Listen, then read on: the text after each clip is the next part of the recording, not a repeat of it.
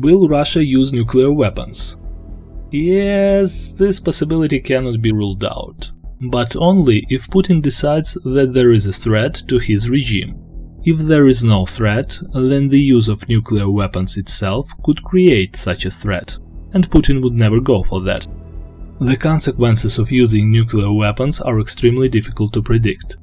One possibility is that it may not frighten the West, but instead mobilize it.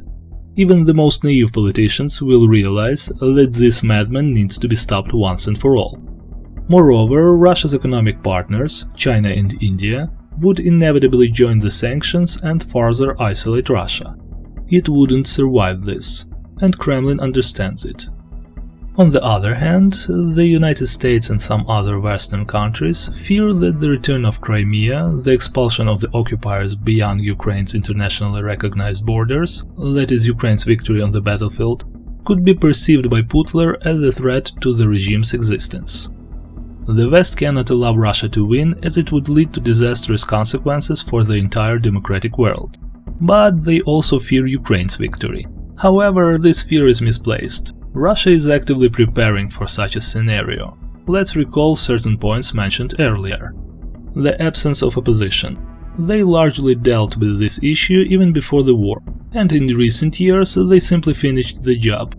The last remaining figures with any political weight were simply eliminated. Repressions aimed at preventing any mass resistance from the population. Horrific laws and encouragement of informants, reminiscent of the worst Soviet times, imprisoning people indiscriminately. In Russia, it is simply dangerous not to support the war. The military is fully controlled. Generals who showed even minimal disobedience or independence were long ago replaced with obedient executors willing to pursue political objectives regardless of the consequences. Private military companies were eliminated and mercenaries integrated into the regular army. The last military commander who thought he had any significance was demonstratively executed. Blocking of YouTube and all independent media sources, ban on VPN usage, the creation of the so-called Cheburnet. Russia is not only experiencing external isolation due to increasing sanctions, but it is also reinforcing it internally. So why are they doing this? Well, there is one country with an ideal form of governance that the Russian authorities aspire to. In North Korea, citizens are prohibited from accessing foreign sources of information. Television, radio and the internet are restricted to internal content. Thanks to complete isolation and 70 years of propaganda, people believe that life in other countries is poor, chaotic and dangerous.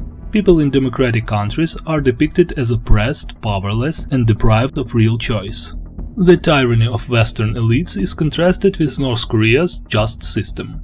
South Korea is presented as a US colony where people live in poverty and suffer under capitalism.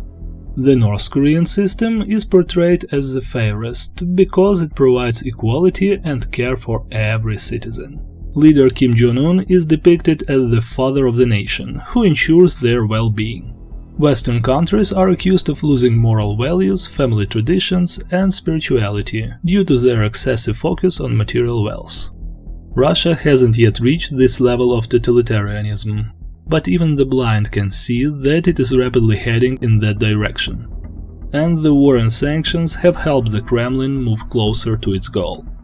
At some point, they will completely block free internet and then introduce exit visas, as in the USSR era, so only the chosen ones can leave the country for short periods. And that's it.